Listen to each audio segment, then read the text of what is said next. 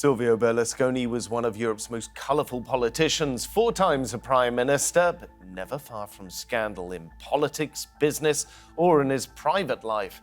His death marks the end of an era, but few doubt that he's left an indelible mark on Italian politics.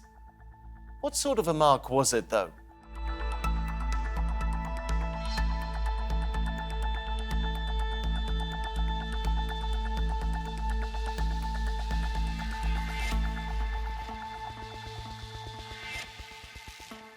Welcome to the programme. I'm Philip Hampshire. Italy's current Prime Minister, Giorgia Meloni, called Silvio Berlusconi one of the most influential men in Italy's history.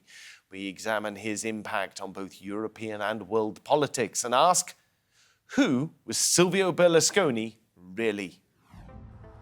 Berlusconi was born in 1936 to a modest middle-class family and would go on to become Italy's longest-serving Prime Minister of the post-war era. He made his fortune in real estate and construction before building a media empire. As a politician, he even promised to sell off his assets in Mediaset, but he never did. In 1993, he founded his own political party, Forza Italia, and became Prime Minister for the first time a year later. His first term as PM ended after 9 months, partly due to his indictment for alleged tax fraud. It wasn't his last brush with the authorities. He was back as Prime Minister in 2001 and in all served 4 times until 2011. A year later, he was jailed and barred from public office, a ban that was lifted in 2018.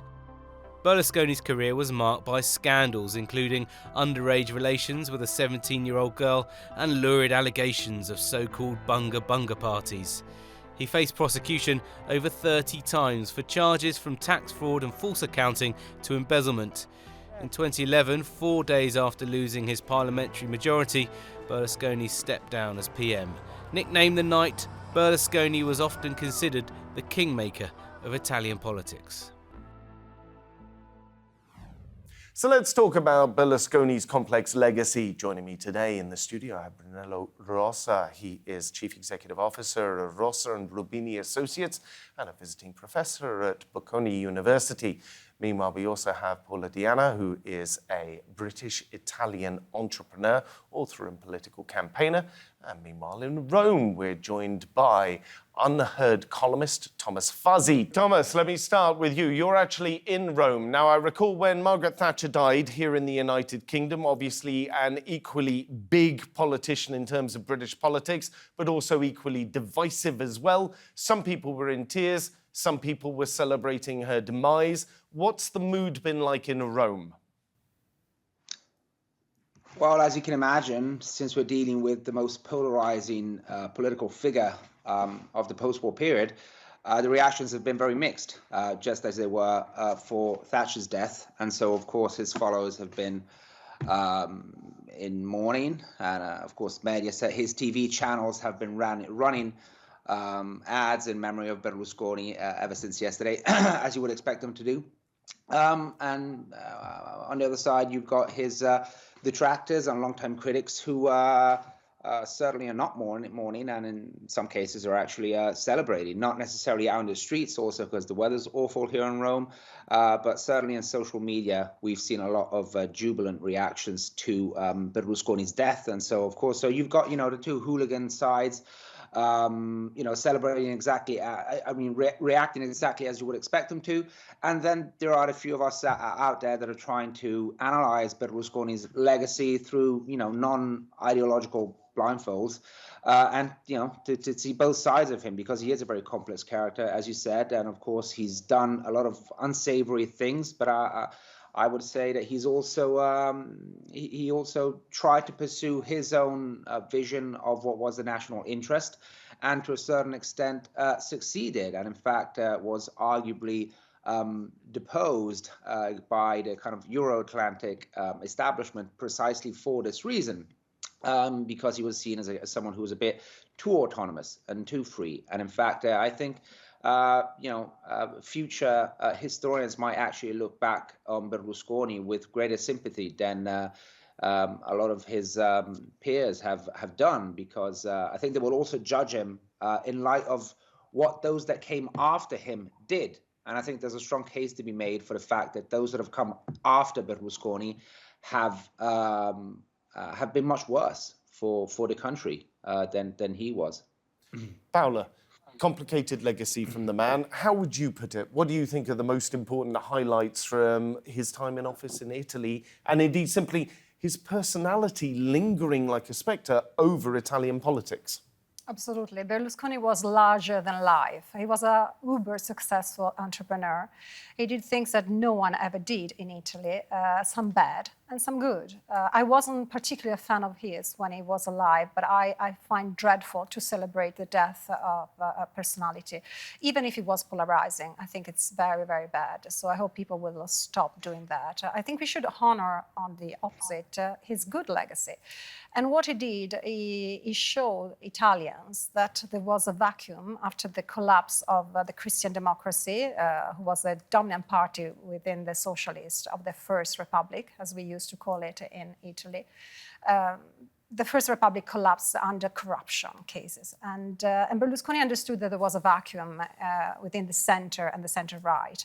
And so he did a miracle at the time. In 3 months, he launched a political party from nothing. Of course, he uses media Well, companies. that's the key thing, isn't it? How much of that is down to the fact he owned a large portion of the media? Of course, of course. But he was also a genius of marketing, let's say that. So he literally brought politics in Italy from the Middle Age to modernity.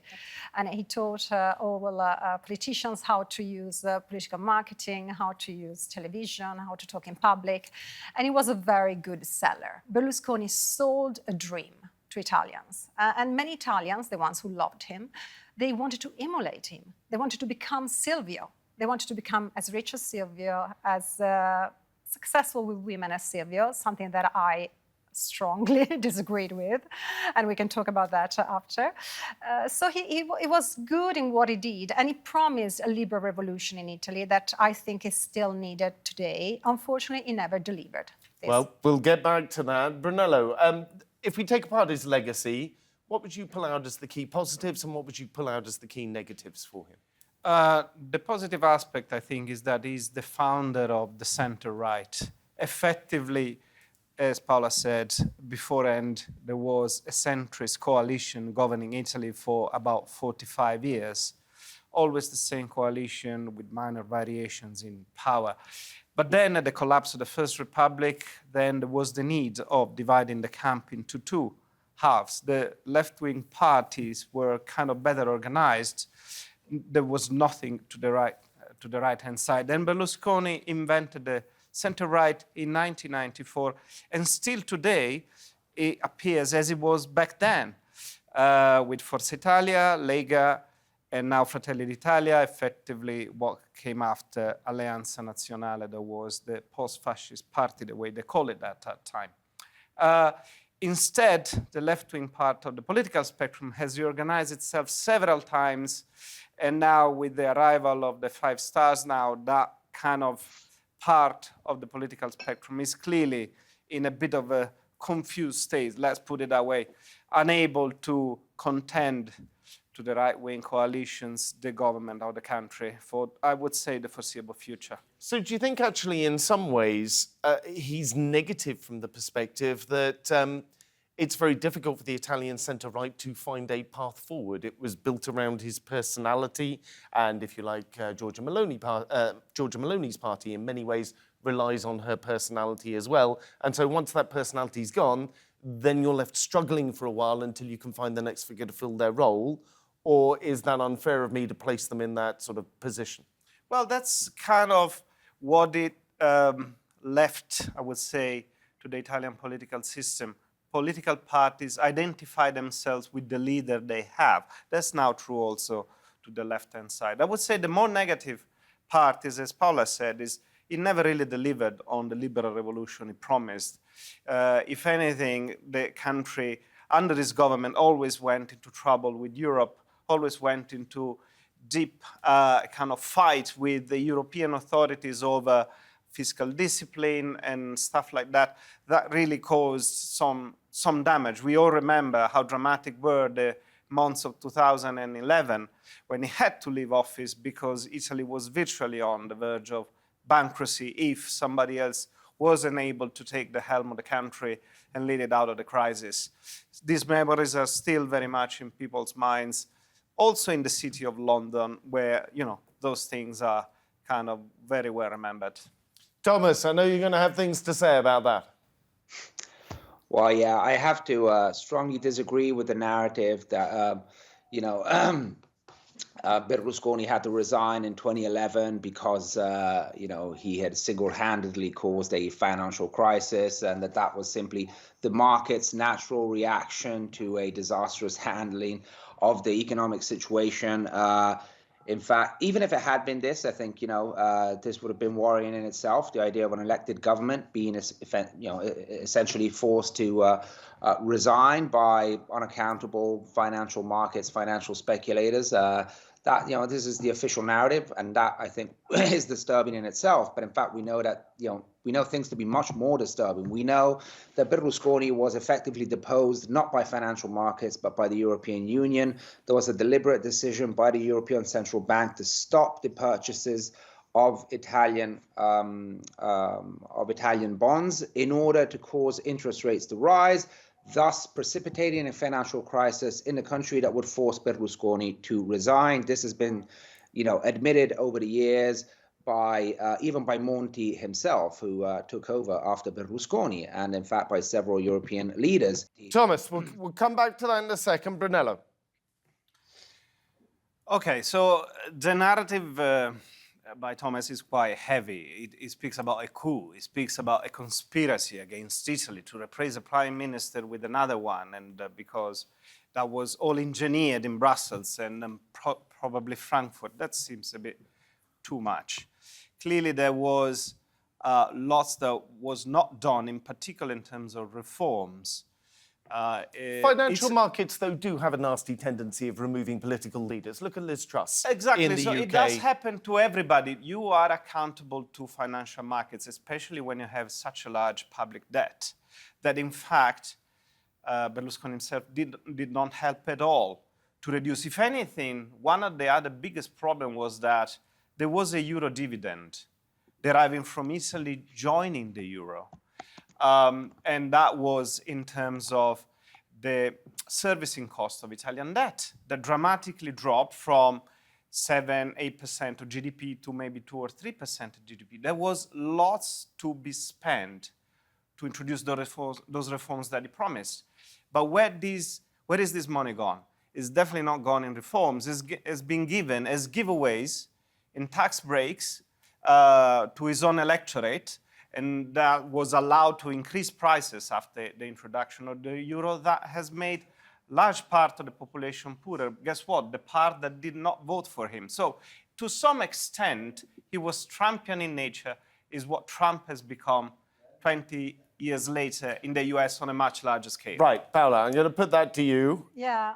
Okay, go on. I think that Thomas understood that, of course, Europe was important in that process, but because Berlusconi wasn't the man for the job. He wasn't a man able, like Thatcher or Churchill, to tell people this is a bad time, you have to work hard, I will cut here and there, and you will sweat and you will cry. He wasn't the man. Monti was the man, and in fact, he had the reputation, he had the strong fist, and he came to Italy. But he also wasn't successful in a lot of places. Look at Alitalia and some of the difficulties that he faced while he was trying to get these processes underway. Exactly, he tried, but of course, because in Italy, they need a liberal revolution.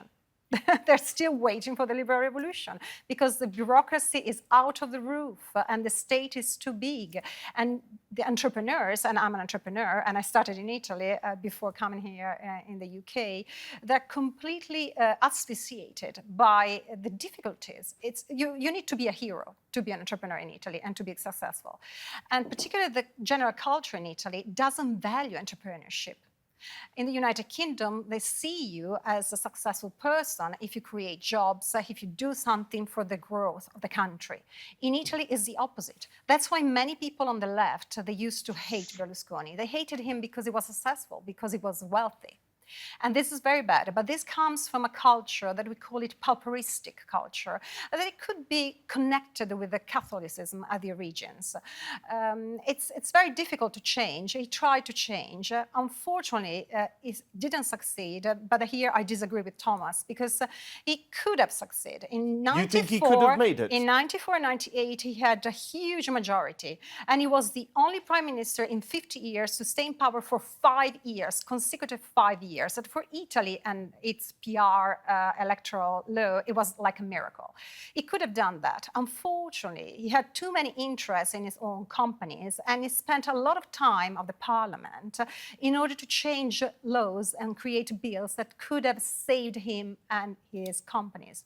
So that's the problem. He could have done much more for the public, but again, he wanted people to dream and to be happy, and he didn't want to do the hard job. And people clearly bought that dream from the amount of time he spent in power. Right, I feel that we really should bring up a clip here from Giorgia Meloni talking about him as the current Prime Minister. She had this to say. It is with him that Italy learned not to accept limits imposed by others. It learned not to give up. It is with him that we fought, won, and lost many battles. Also for him, we will bring home the goals that we had jointly set for ourselves. Farewell, Silvio.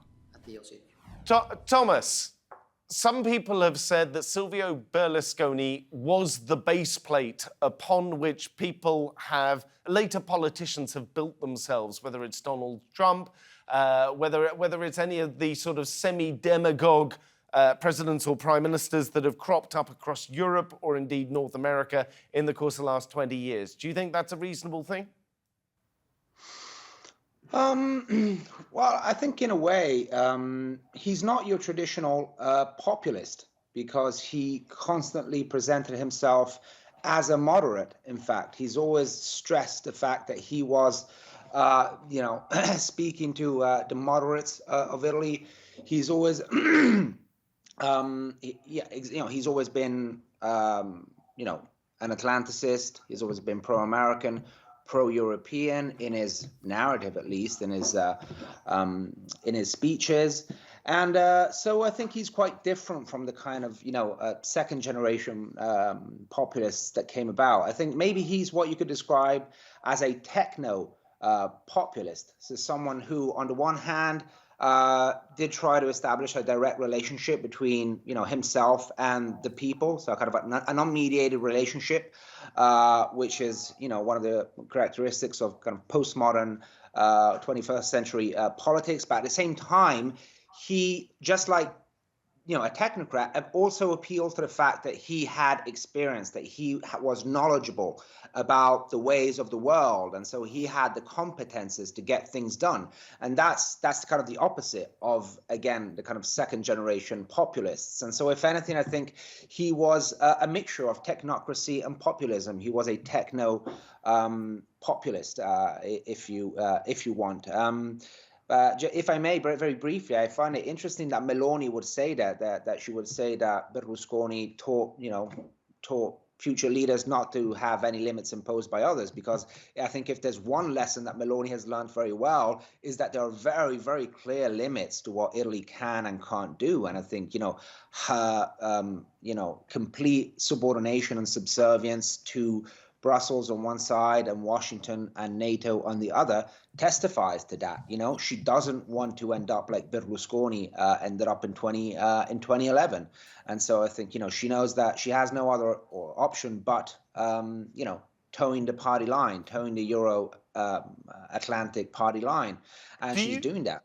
Do you think his death makes her life easier then? And I hesitate in how I place this, but he was well known for not being quite so supportive of, say, Italy sending arms to Ukraine and aid to Ukraine. Does it alleviate some of the pressures that she has within her own coalition of parties to remain in government? I mean, no one really took Berlusconi that seriously anymore. in recent years, and so even when he's recently spoken out against Zelensky and in favor of Putin and Russia, that was mostly met with laughter, a bit of indignation, but there was never any serious concern that the government alliance was at risk. It was understood that that's just Berlusconi being Berlusconi, and so I think that said, that's one thorn in her side that's not there anymore. On the other hand, Berlusconi was also votes for the centre-right coalition. Thomas, it's unclear whether his, whether his other Forza Italia, whether the future Forza Italia leaders will be able to retain. Okay, my apologies for cutting you off there, Thomas, but we're slowly running out of time, and I do want to bring in a clip from Vladimir Putin. Obviously, I could bring in lots of Italian politicians, and I could certainly bring in a sampling of left-wing politicians, all being very polite and saying, here is a titan of Italian politics who is dead. But I think that it's noteworthy that Vladimir Putin had this to say. Without a doubt, he was a politician of European, you can even say world class. There are very few people like that now on the international stage. He was a great friend of our nation, and he did a lot to build cordial business relations between Russia and European countries. He was an unusual man because he was really sincere and open. And he had this privilege that politicians of his scale do not have. And the privilege was, he said what was on his mind. It is very sad. Brunello, we were hearing from Thomas that Silvio Berlusconi had a very troubling relationship with the European Union, and there was a lot of friction on both sides there. The Vladimir Putin quote, Vladimir Putin would say that of precious few European or North American politicians. So is this not an indication of why that friction was there? Is one of the many indications. I mean, in this case, I do agree with Thomas in saying that the lesson that Berlusconi brought home from his years in government was, in fact, that any Italian prime minister faces lots of limitations, from the Banca d'Italia, the EU, the Ragioneria Generale dello Stato, which is the finance ministry, from the ECB, from Washington. So Italian prime ministers are constrained. In my opinion, this is not totally bad, in the sense that they belong to a certain set of alliances that they need to behave consistently with those alliances to ensure that the country develops accordingly. Instead, Berlusconi has tried to challenge those alliances at times. He wanted to be the best friends of the Americans, but at the same time, he also wanted to be the best friends of the Russians. How successful do you think he was there? He was successful as long as he could relate to people like George W. Bush or potentially Trump. But clearly with other administration, starting from the Obamas and so on, it was much harder. In this respect, I think that Berlusconi had a tendency of liking the autocrats of the world, as it happened in many other occasions, the same way Trump does. There are some democratic leaders or democratically elected leaders that do have a tendency to like autocrats. Berlusconi was one of them. Now, this seems to be the tendency of du jour, if I may, the fashion of the period, but I don't think this is a good development for democracies overall. Paola, the relationship between Italy and the European Union, Italy and North America, Italy and Russia, this is a big part of Italy's focus. I mean, where does the Italian economy go from here? Does it look east? Does it look west? Does it look north? Well, Italy is part of the European Union, and it's a good thing. Of course, it has to give some of its freedom and authority in exchange, but I think Italy knows very well which is their place. And Berlusconi knew it as well. He was complaining, of course, but he was a European man, and he knew that. He was also a man of peace. So he tried during his life to keep at peace, Russia with the US. And I think he succeeded because he was quite moderate, considered the other politicians in Italy that used to be more vocal. And he was a dear friend of Putin. They created a real strong friendship. And this was a good skill of Berlusconi. He was very charming and people loved him. Unfortunately, he wasn't so much friend with Merkel. And we know why, because he wasn't really valuing women for their intelligence, for their authority, for their skills, but mainly for their beauty.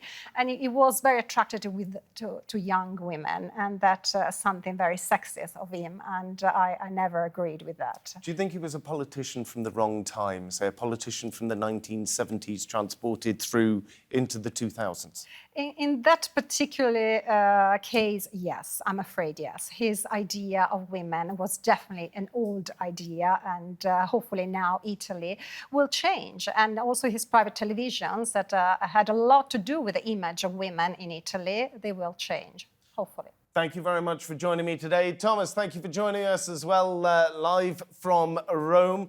I'm afraid that is all that we have time for today's show. Remember, though, you can see more discussion and debate if you head on over to our YouTube channel. Just go to YouTube and search for Roundtable TRT World. But for now, from me here and from the entire team, thank you for watching and goodbye.